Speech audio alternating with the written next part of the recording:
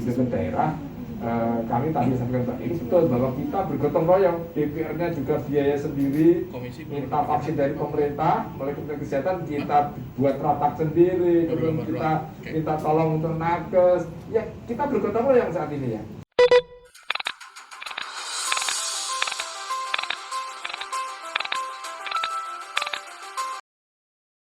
Dialog pada hari ini sudah hadir dua narasumber kami yang hadir di studio, yaitu Bapak Rahmat Handoyo. Beliau adalah anggota Komisi 9 DPR RI dari fraksi PDIP daerah pemilihan Jawa Tengah 5. Apa kabar Pak Rahmat? Alhamdulillah sehat. Assalamualaikum. Salam sehat. Salam sehat selalu. Langsung kita pasti kita salam sehat selalu. Dan di ruang Zoom pemirsa kami memiliki juga narasumber kami, yaitu Wakil Ketua Komisi 9 DPR RI dari fraksi PKB daerah pemilihan Jawa Timur 3. Beliau adalah Ibu Nihayatullah Firo. Assalamualaikum Ibu. Waalaikumsalam warahmatullahi wabarakatuh. Selamat pagi semuanya. Apa kabar Ibu? Baik, alhamdulillah. Sudah sehat sekarang ya Bu ya? Makin semangat lagi ya Bu ya? Makin semangat. Nanti kami akan langsung bertanya dengan Ibu ya Bu ya. Tapi terlebih dahulu kami akan menanyakan sebuah pertanyaan terlebih dahulu membuka kepada Pak Rahmat Handoyo. Pak, kalau misalnya kita bicara memang vaksin untuk di daerah ini memang sangat rendah, memang benar kan dengan statement itu? Ya, saya kira begini, untuk menentukan besar, rendah atau tinggi itu kira ada banyak faktor ya. Pertama kan kita 100% vaksin kita kan berada di bawah. Yang kedua distribusi. Nah, yang kedua pemerintah pusat itu kan mendistribusikan kepada provinsi dengan acuan bahwa daerah kabupaten A, B, C sudah dari pusat. Nah, dari provinsi lah yang menentukan untuk distribusikan kepada kabupaten. Nah, disinilah kerja kolaborasi. Karena pusat sudah mendistribusikan, sekarang bola di tangan teman-teman kementerian atau teman-teman daerah, kepala daerah masing-masing. Jadi saya kira ini harus butuh kolaborasi ya, untuk menentukan apakah itu rendah atau tidak. Sekarang sudah tidak bisa berleha-leha atau sebatas minta vaksin kami rendah. Sekarang sudah online, Kementerian Kesehatan itu vaksin. Artinya ketika kabupaten atau seorang wali kota atau bupati itu mengatakan daerah kami kok terbatas, lihat di kabupaten A loh, stoknya masih banyak. Buat apa itu stok nggak didistribusikan? Nah ini makanya kita butuh kerjasama, butuh kolaborasi. Sebenarnya target Bapak Presiden kan 2 juta per hari ya. Memang untuk menuju itu kalau bisa luar biasa untuk bisa proses percepatan terhadap pemenuhan. Tapi kan untuk menuju itu kan perlu perjuangan. Di samping infrastruktur, kemudian juga stok kita. Kalau stok kita, saya kira kita terus pemerintah, saya terus kejar selalu Komisi 9 untuk kita memperkuat stok. Baik dari, karena ini impor ya kita selalu berkomunikasi, kita sampaikan untuk berkomunikasi dengan produsen agar tepat waktu dan tepat jumlah sesuai dengan komitmen. Nah setelah sampai ke Indonesia, kemudian ya di lapangan harus kerja bareng. Di lapangan itu artinya ya, kepala daerah, kemudian mengoptimalkan kerja dinas dan perangkatnya. Apalagi saat ini di kerja keroyokan, Pak. Kerja keroyokannya tidak hanya sebatas dari kepala daerah saja, tetapi TNI Polri juga sangat membantu.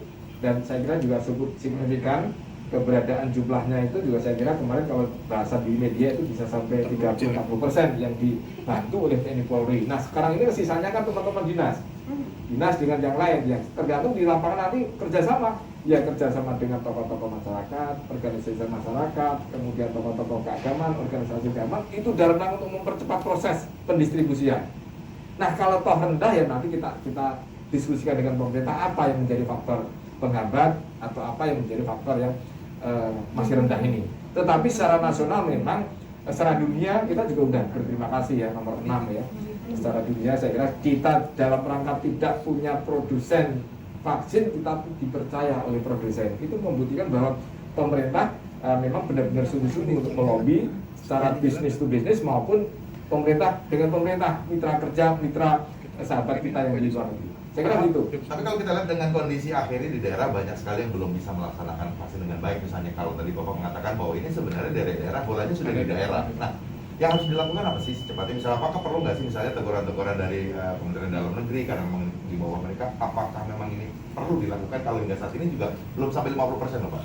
Ya itu di bahasa media. Kenapa kita harus kolaborasi kerjasama semua pihak? Karena kalau kita menyerahkan sepenuhnya kepada pemerintah daerah ternyata kan jalannya tidak sesuai dengan harapan. Makanya kita minta Presiden melalui kerja untuk mendorong TNI Polri untuk membantu. Saya kira siapapun yang mau mendistribusikan, membumikan, mempercepat proses vaksinasi, kita semua. Entah itu dinas, entah itu TNI Polri, entah itu organisasi keagamaan, entah itu organisasi masyarakat yang lainnya, selama itu bisa menerima, kemudian menjadi salah satu agen komunikasi, agar yang tadinya yang tidak mau divaksin menjadi mau divaksin, silakan. Saya kolaborasi dengan NU misalnya, Muhammadiyah misalnya, suatu hal yang sangat positif karena mereka punya masyarakat, punya umat yang banyak, sehingga pemimpinnya di masing-masing wilayah ketika mengajak untuk vaksinasi, saya kira mempercepat proses vaksinasi. Kemudian tadinya banyak yang ada beberapa yang belum mau divaksin, sehingga menjadi salah satu keinginan, karena ada keinginan anjuran dari para pemimpin mereka itu. Saya kira ini menjadi harus kerja bareng ya.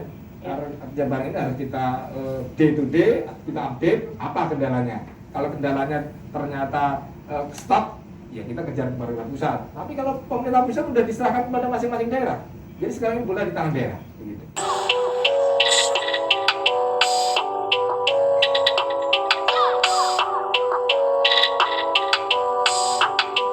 Ibu Nini di via Zoom ya. Pak Rahmat, agak menarik kalau bicara masalah apresiasi. Kemarin kalau kita lihat apresiasi luar biasa dari negara tetangga, Malaysia mengatakan bahwa bagaimana Indonesia bisa menurunkan angka virus ini cukup cepat.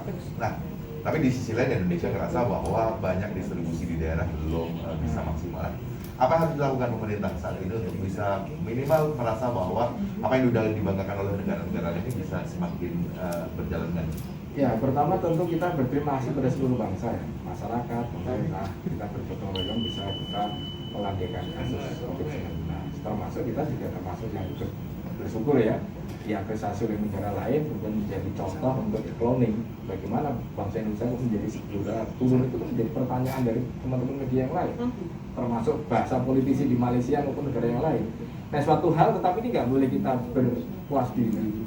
Kemudian mohon maaf ya, 2 minggu ini mobilitas masyarakat kita begitu tingginya, libur berjam-jam itu harus nggak boleh lengah, bahwa ini masih labil. Itu yang pertama. Yang kedua, bahwa pengendalian COVID-19 itu tidak hanya cukup dengan protokol kesehatan, tapi juga dengan vaksin.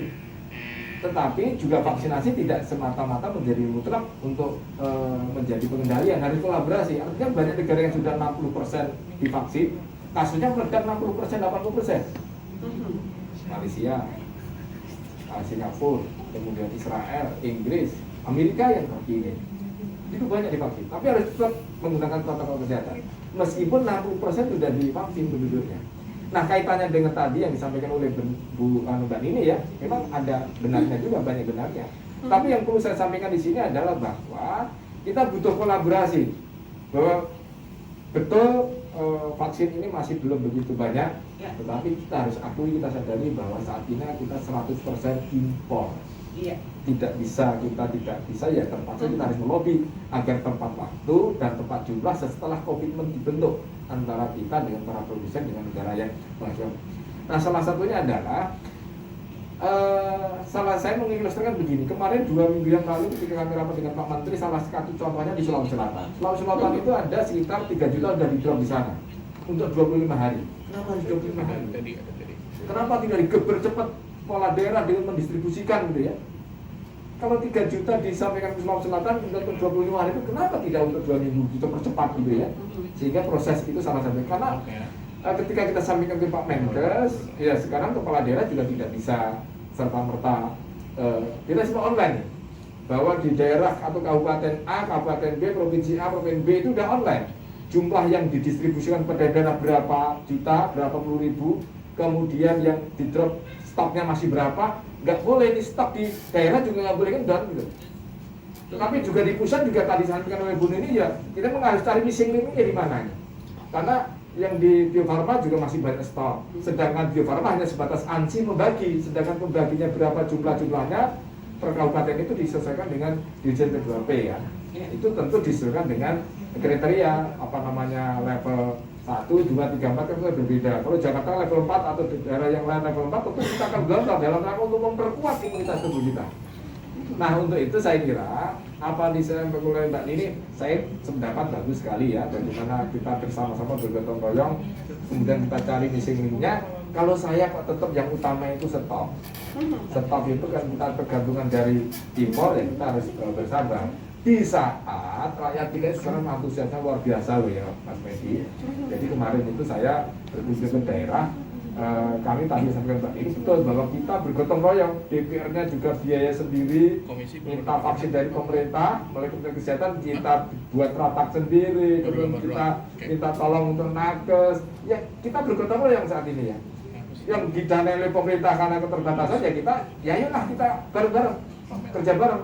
Yang penting bagaimana stok itu kita cepat habiskan, kemudian di dalam terus segera terdistribusikan, karena saat ini momentum, rakyat lagi senang pengen cepat-cepat divaksin, karena begitu banyaknya informasi yang positif itu cukup memutus informasi yang negatif terhadap orang yang tadinya takut divaksin, sekarang begitu banyak yang antusias divaksin, itu campaign yang positif bahwa kita memang lagi bergelora untuk menunggu vaksin. Nah saya kira ini momentum yang kita ambil. Nah, saya kira kembali yang tadi stok, memang keterbatasan stok. Nah kemudian kalau yang target kita, jangan sampai stok yang di pusat maupun di daerah itu ada.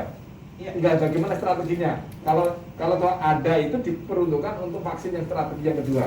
Jadi yang sudah ada disuntikkan, yang satu. Kemudian kita juga harus berikan waktu celah untuk yang vaksin kedua. Jangan sampai yang sudah divaksin pertama itu menunggu terlalu lama karena stoknya nggak ada. Nah itu harus, memang tidak mudah, memang ini butuh manajerial yang handal, butuh kejelian, butuh ketelitian agar antara yang disuntik pertama untuk menuju suntik kedua itu jangan sampai menunggu terlalu lama. Ada yang 1 bulan, ada yang 2 bulan, ini kan nggak boleh. Tetapi intinya saya setuju kita cari missing link-nya. Yang kedua adalah perkuat stoknya. Yang ketiga adalah mendistribusikan itu gotong royong ya TNI Polri, ya masyarakat, tokoh agama, dan semuanya kita ikut menyukseskan untuk masing-masing. Ibu Nihayatul, kalau misalnya kami boleh kembali ke Anda, Ibu. Ya, dengan kondisi saat ini memang harus gotong royong dilakukan, kolaborasi juga harus dilakukan. Tadi memang Pak Rahmat juga sudah mengatakan hal tersebut.